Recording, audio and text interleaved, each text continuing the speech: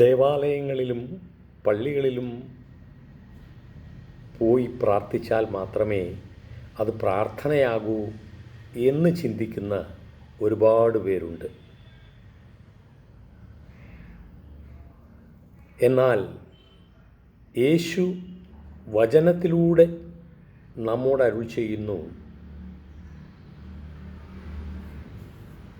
വിശുദ്ധ മത്തായി എഴുതിയ സുവിശേഷം 6-ാം അധ്യായം 5-ാം തിരുവചനം.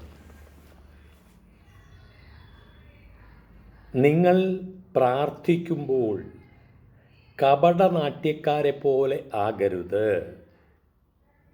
അവർ മറ്റുള്ളവരെ കാണിക്കാൻ വേണ്ടി സിനഗോഗുകളിലും തെരുവീഥികളുടെ കോണുകളിലും നിന്ന് പ്രാർത്ഥിക്കാനാണ് ഇഷ്ടപ്പെടുന്നത്. സത്യമായി ഞാൻ നിങ്ങളോട് പറയുന്നു, അവർക്ക് പ്രതിഫലം ലഭിച്ചു കഴിഞ്ഞു. അവർ ഈ ലോകത്തിൻ്റെ പ്രതിഫലമാണ് ആഗ്രഹിക്കുന്നത്. എന്നാൽ അത് നമ്മുടെ ശരീരം തീരുന്നതോടുകൂടി അവസാനിക്കുന്നു. ഇന്ന് എത്രമാത്രം ഘോഷയാത്രകളും പ്രദക്ഷിണങ്ങളും പെരുന്നാളുകളും അങ്ങനെ ഒത്തിരി കർമ്മങ്ങൾ നമുക്ക് കാണാം. ഇതൊക്കെ മനുഷ്യൻ്റെ സമാധാനം നഷ്ടപ്പെടുത്താൻ മാത്രമേ ഉപകരിക്കുന്നുള്ളൂ.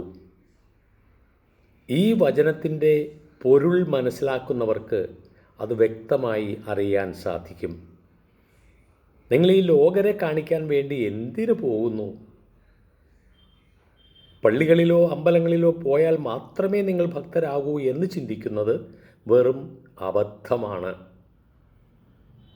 നിങ്ങളുടെ ഹൃദയത്തിൽ ദൈവഭക്തിയുണ്ട്, ആ വചനങ്ങൾ നിങ്ങളെ